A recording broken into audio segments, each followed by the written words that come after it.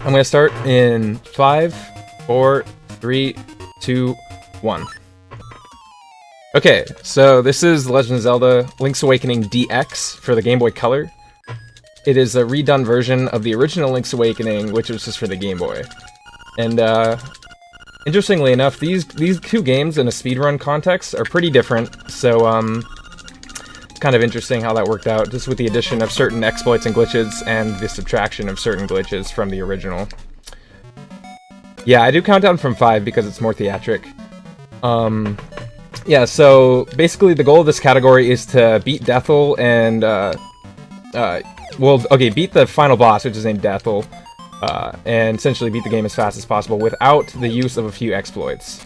The category is called No Save Quit, Wrong Warp, and Out of Bounds, and that just means you can't save quit to, fast travel. Actually, one sec. I'm gonna do a trick right now. It's like the first speed trick of the game. It's called Quick Sword. Basically, I'm gonna get the sword before the owl can leave. There we go.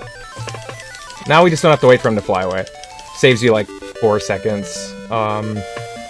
Anyways, what was I saying? Yeah, and you can't use this thing called the Wrong Warp, which is essentially, in this game, refers to entering and exiting doors from like weird angles, and it causes you to actually like enter weird glitch states of the game, or to send you to random places. Which can be useful if you do permit that, but in this case, not a thing. Let me think. Out of Bounds, pretty self-explanatory. In this game, all the walkable regions are kind of the playable area. You can't enter and exit a screen from a solid tile. That's just,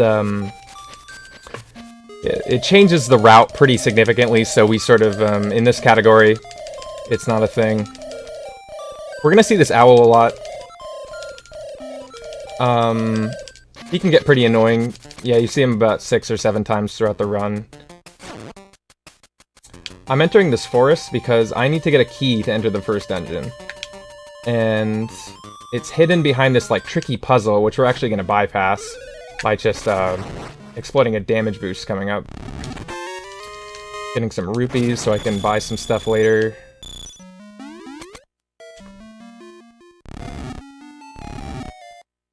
Coming up is this thing called, I guess it's called Moblin Skip. I'm gonna use this, I'm gonna try to get this guy to go up, if he ever decides to. Oh, okay, and the troll. Let's see if I can do it again. There we go. He can troll you pretty hard. There we go. So that was another trick I just did, where you saw me open that chest while entering the pause menu. The reason I did that is because, like you saw there, the owl flew in and he was gonna start talking to me. But if you happen to enter and exit the pause screen a couple times at the right timing, you can just straight up skip that by moving down far enough. You can't do that in the original Link's Awakening, which is kind of funny. But yeah, so we have the key. But before we go to the dungeon, we have to make a pit stop and get a couple items.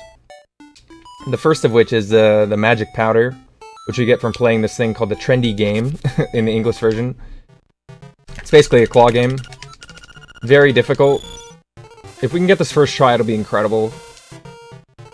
Okay, that might have been good. Fingers crossed.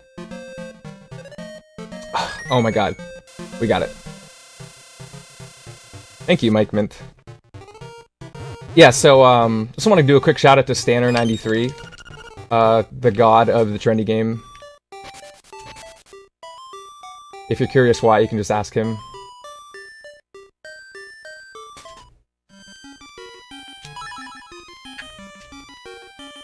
So when I said buy, I'm referring to one item specifically. We're just gonna steal the rest of it.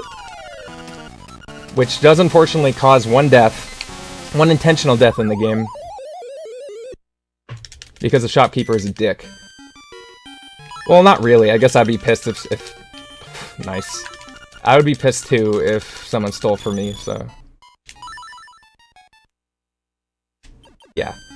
The reason we steal the bow is because it's like 900 rupees, and that would take a lot of either farming or overworld movement to get that much rupees. And we don't really need to. And it's funny, because that's not really a glitch, that's like a built-in mechanic. Which is why he, you know, killed me. I guess that was part of the story. And fun fact, after you steal anything, all the characters, whatever your file name is, they don't call you that anymore, and they just start calling you Thief. And you're gonna see me just get these arbitrary kills, and don't worry, that's intentional. I'm incrementing my kill count as I play, because I'm gonna get a strategic item drop later on. So this is Dungeon 1. This is actually a pretty rad dungeon. It's one of my favorites. It's very simple, but elegant.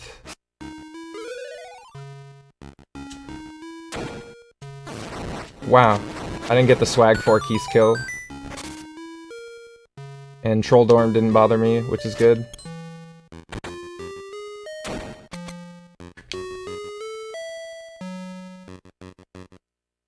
That puzzle's pretty silly. You can just kind of clip by him. Same with that guy. If you're just like on the top pixel of the screen, he can't hit you.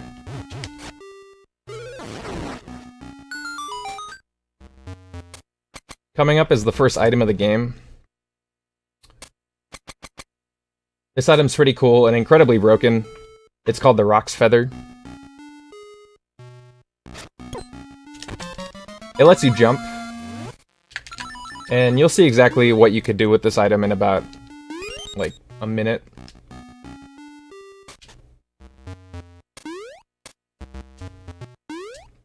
I think this was the... No, this wasn't the first to implement jumping. I think Zelda 2 had jumping first. But yeah.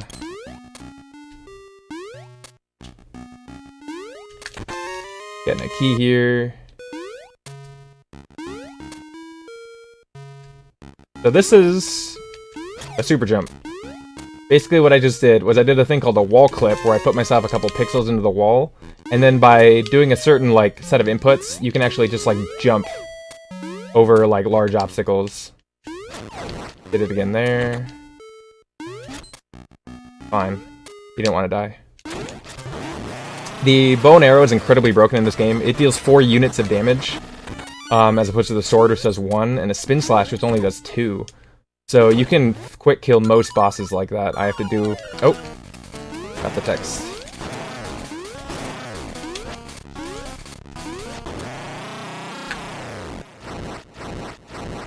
Yeah, you're gonna see every single cameo in this game from other franchises is in the modern speedrun route, which is pretty funny. Yeah, that text box was RNG manipulation. Deal with it.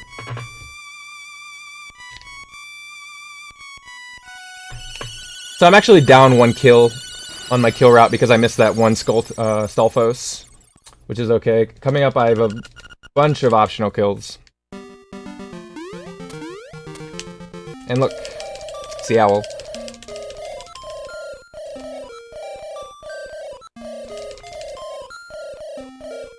Guys, chill.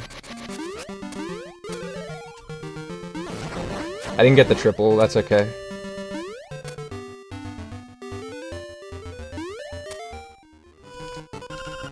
So that text box that you just saw, in the English version is in the ballpark of about 20 seconds, whereas in the Japanese version you can just press B, and then the text is over. So, instant time save over the English version, along with just the addition of just like faster text in general. So these are all intentional kills. I'm gonna go for an extra right here.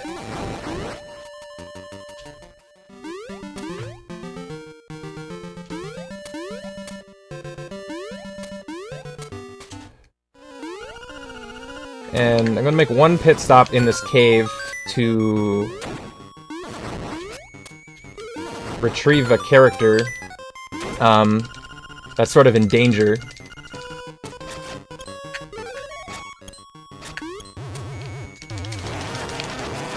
The quick kill for this guy is pretty simple. You just kind of stand here. He gets all aggroed.